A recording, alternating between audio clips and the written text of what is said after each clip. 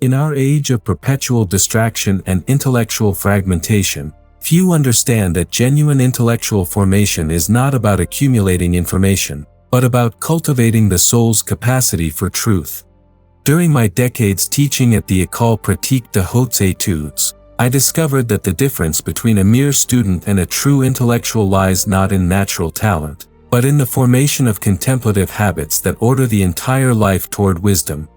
The Dominican tradition, rooted in centuries of disciplined contemplation, offers time-tested methods for developing intellectual virtues that transform both mind and character. What I share today are not mere techniques, but the sacred architecture of a life devoted to truth. These habits, when properly cultivated, create the interior conditions necessary for authentic intellectual excellence. They bridge the false dichotomy between prayer and study, showing how contemplative discipline actually enhances rational thinking. Through systematic formation of these fundamental habits, we discover that the intellectual life becomes not a burden, but a source of profound joy and spiritual growth. Chapter 1: The Primacy of Interior Order, Creating Sacred Rhythm. The foundation of all intellectual excellence rests upon what we might call the primacy of interior order, the careful arrangement of our entire existence around the pursuit of truth.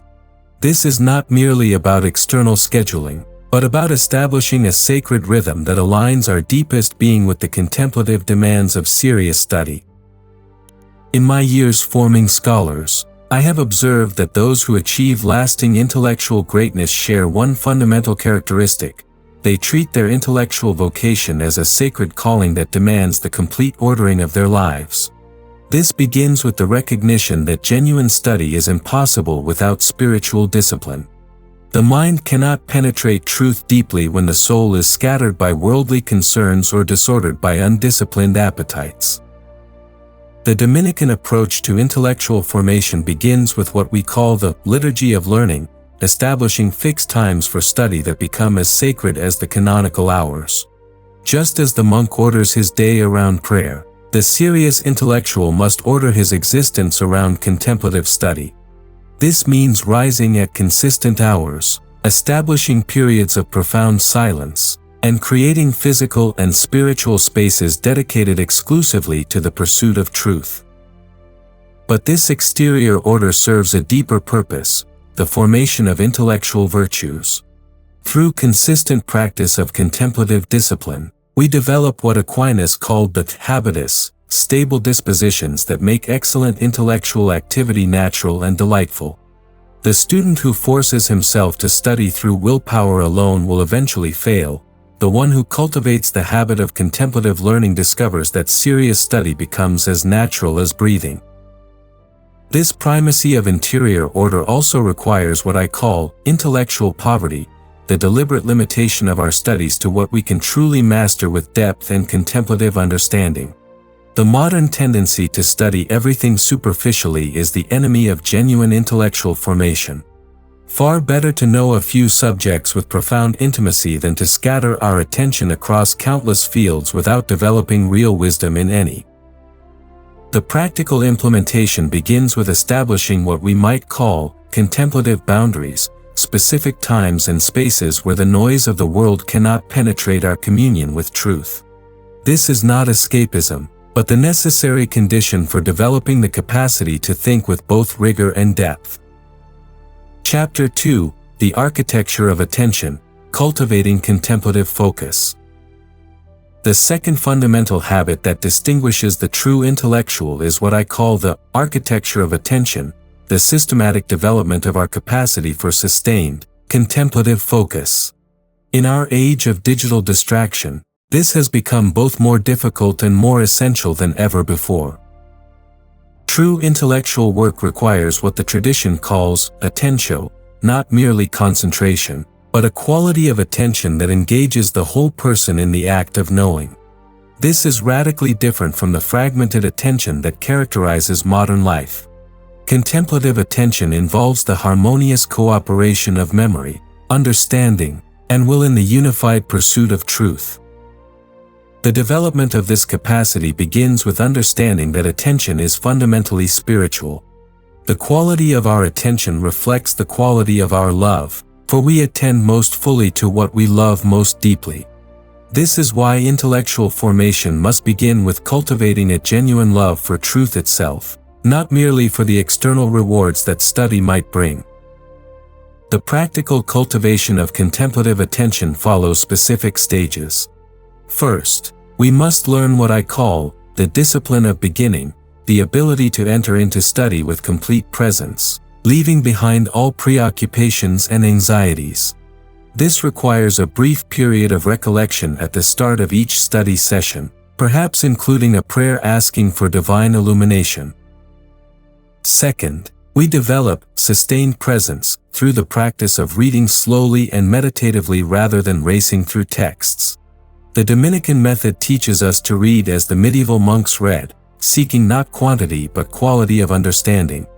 One page read with contemplative depth is worth more than entire books consumed superficially.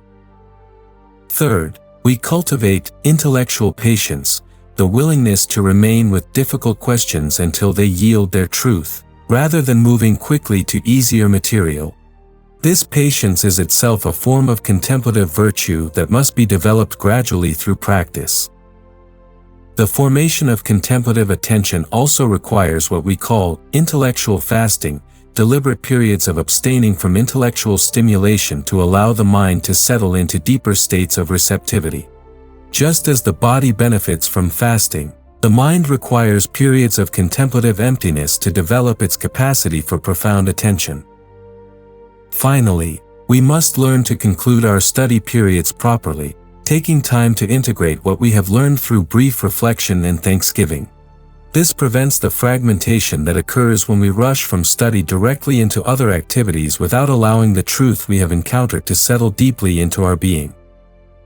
Chapter 3: The Rhythm of Receptivity, Active and Passive Learning. The third essential habit involves understanding and implementing what I call the rhythm of receptivity, the careful alternation between active intellectual effort and passive contemplative reception that characterizes all authentic learning. Most students exhaust themselves through constant intellectual strain, never learning the contemplative secret that truth often comes not through force but through patient receptivity. The Dominican tradition teaches us that genuine understanding requires both the active work of analysis and the passive grace of illumination.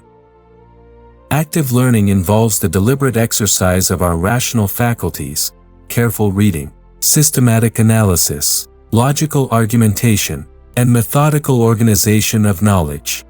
This is the aspect of study that most students understand, though few practice it with sufficient rigor. True active learning requires what we might call intellectual athleticism, the vigorous exercise of our mental capacities in pursuit of clarity and precision. But active effort alone produces only superficial knowledge. Deep understanding requires what the tradition calls intellectus, the intuitive grasp of truth that comes through contemplative receptivity.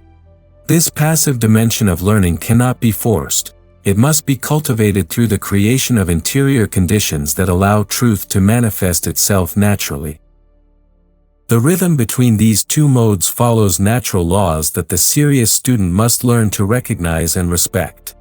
Periods of intense active study must be followed by times of quiet reflection where we allow what we have learned to settle and integrate. This is why the traditional practice of the Lectio Divina alternates between careful reading and contemplative meditation.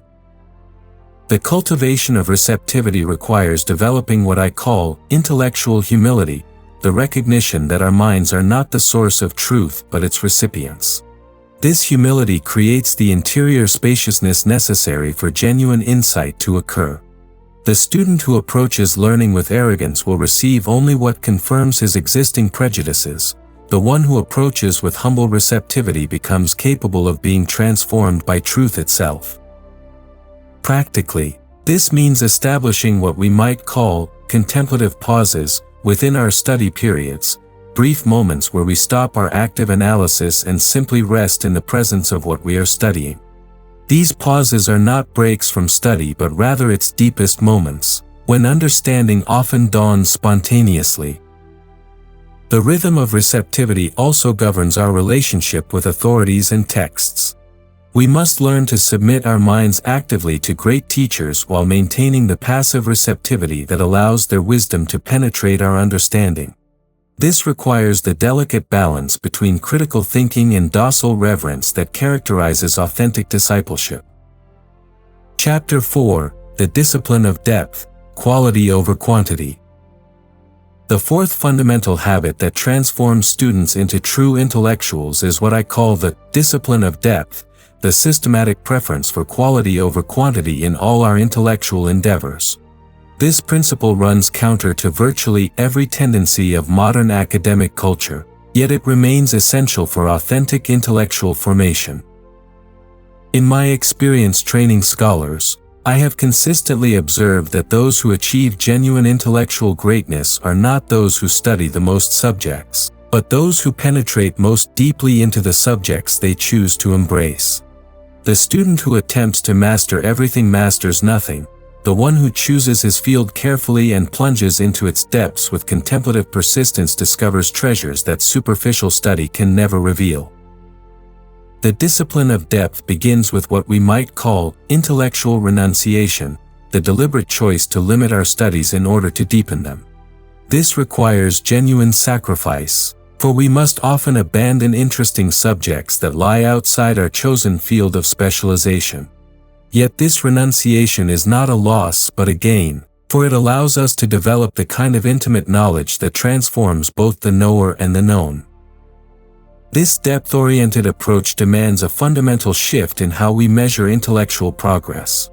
Rather than counting books read or facts accumulated, we learn to value the quality of our understanding and the depth of our penetration into truth. One text studied with contemplative thoroughness contributes more to genuine formation than dozens consumed superficially. The practical implementation of depth discipline requires developing what I call contemplative persistence, the ability to remain with difficult material until it yields its deepest insights. This means reading the same passages multiple times, returning to challenging texts after periods of reflection, and allowing complex ideas to mature gradually in our understanding rather than demanding immediate comprehension. The discipline of depth also governs our approach to note-taking and intellectual synthesis.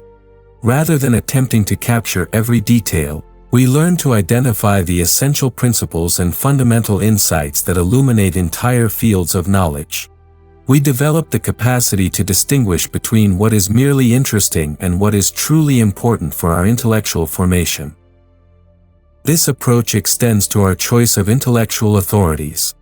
Rather than sampling widely among contemporary authors, we learn to identify the great masters in our field and submit ourselves to their formative influence through sustained study. Better to know Aquinas thoroughly than to have superficial familiarity with dozens of modern commentators. The discipline of depth ultimately leads to what we might call intellectual fruitfulness, the capacity to generate new insights and understanding from our deep engagement with truth.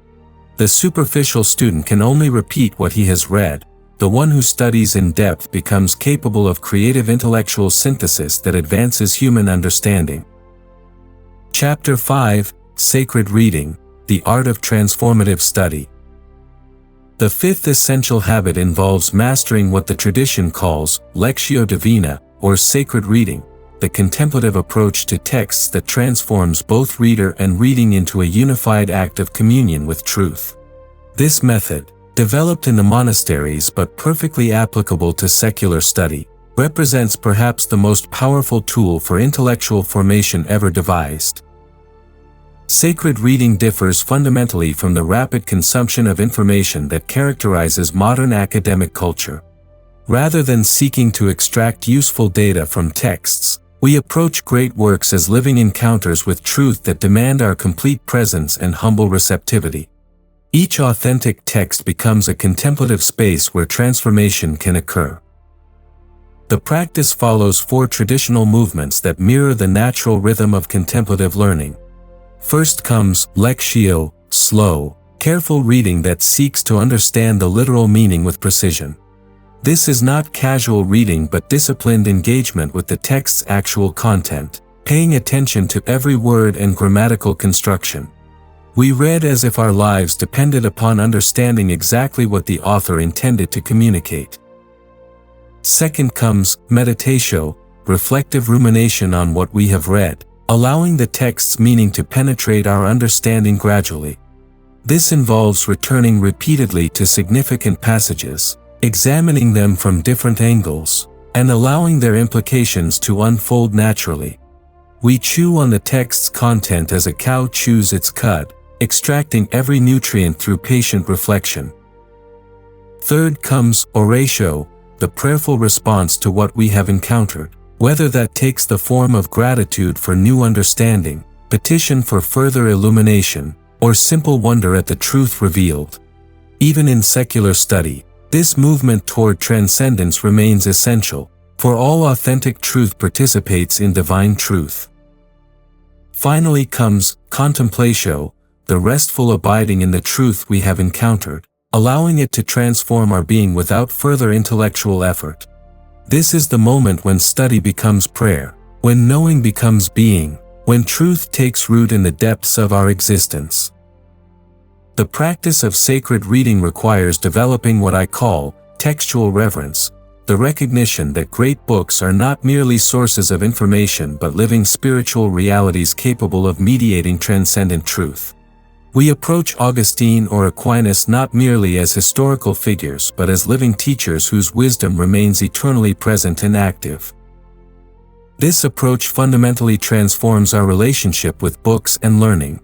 Rather than consuming texts, we allow ourselves to be consumed by them. Rather than mastering ideas, we allow ideas to master us. This reversal of the typical student-text relationship opens possibilities for genuine intellectual conversion that purely analytical approaches cannot achieve. Chapter 6: The Integration of Prayer and Study, Contemplative Synthesis. The sixth fundamental habit that distinguishes authentic intellectual formation is the integration of prayer and study into a unified contemplative practice. This synthesis represents the heart of the Dominican approach to intellectual life and the secret to sustaining scholarly work at the highest level throughout an entire lifetime. Most students create an artificial separation between their spiritual life and their intellectual pursuits, treating prayer as something that occurs outside or alongside their studies. This fragmentation weakens both activities and prevents the achievement of that unified wisdom which is the goal of all authentic intellectual formation. The Dominican tradition teaches us that prayer and study are not separate activities but complementary movements within a single contemplative life. The integration begins with the recognition that all genuine intellectual work is fundamentally spiritual. When we seek truth with sincerity and dedication, we participate in the divine life itself, for God is truth. This means that our study, when properly oriented, becomes a form of prayer, a loving communion with divine truth mediated through human reason and textual encounter.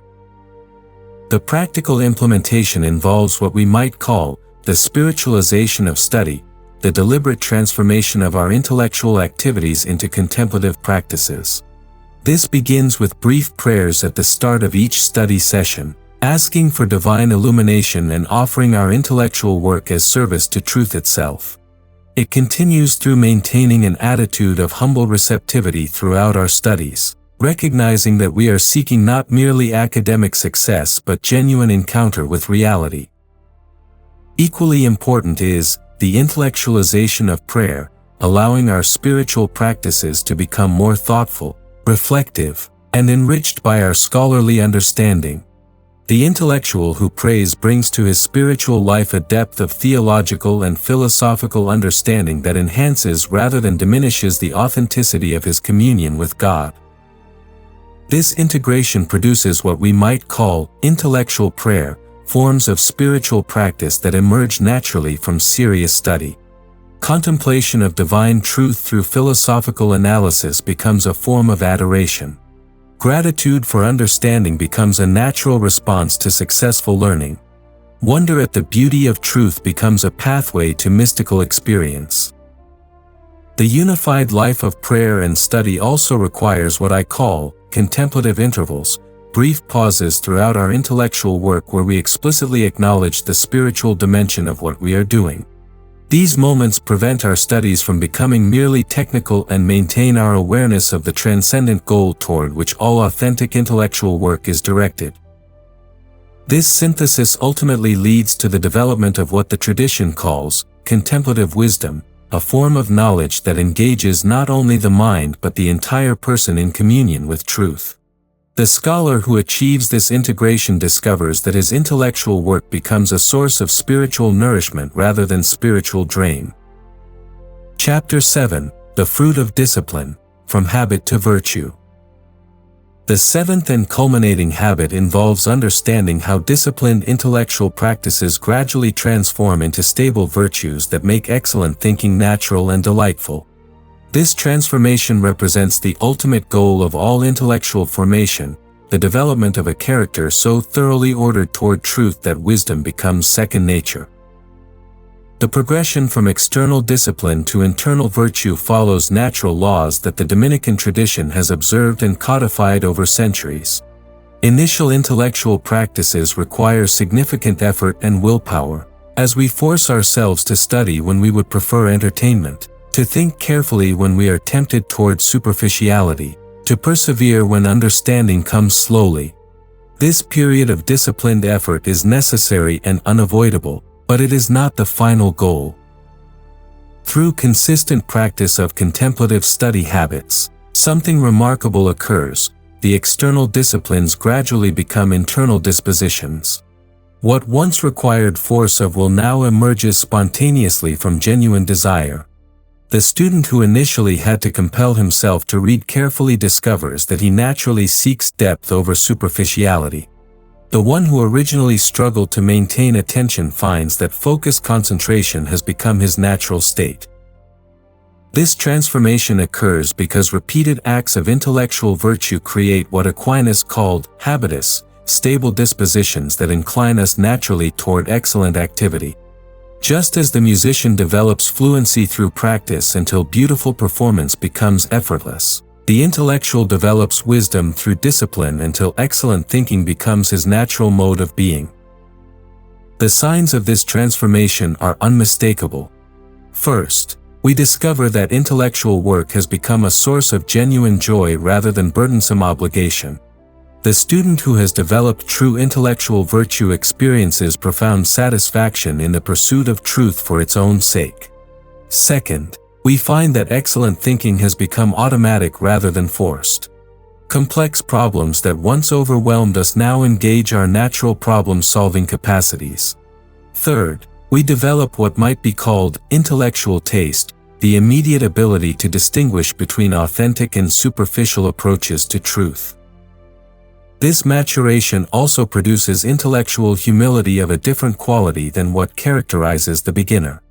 Initial humility often springs from awareness of ignorance. Mature intellectual humility emerges from deep familiarity with the inexhaustible mystery of truth itself.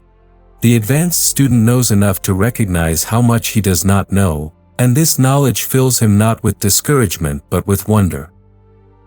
The culmination of intellectual virtue is the development of wisdom, the capacity to see reality whole and to understand the proper relationship between different truths.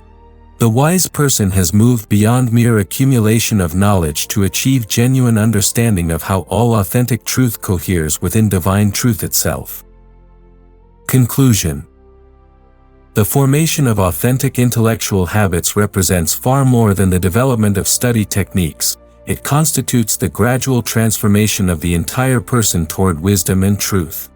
Through the patient cultivation of contemplative discipline, we discover that genuine intellectual excellence emerges not from talent alone but from the systematic ordering of our lives around the pursuit of truth. The Dominican secret lies in recognizing that mind and soul, prayer and study, discipline and freedom are not opposed but complementary aspects of a unified contemplative life. When we embrace this integration with patience and perseverance, Our intellectual work becomes not merely a professional activity but a sacred vocation that serves both our own deepest fulfillment and the advancement of human understanding. May you find in these time-tested principles not burdensome obligations but the pathway to intellectual joy and contemplative wisdom. The formation of excellent habits is demanding, but its fruit is the discovery that the intellectual life, properly lived, becomes a source of profound spiritual nourishment and genuine service to truth itself.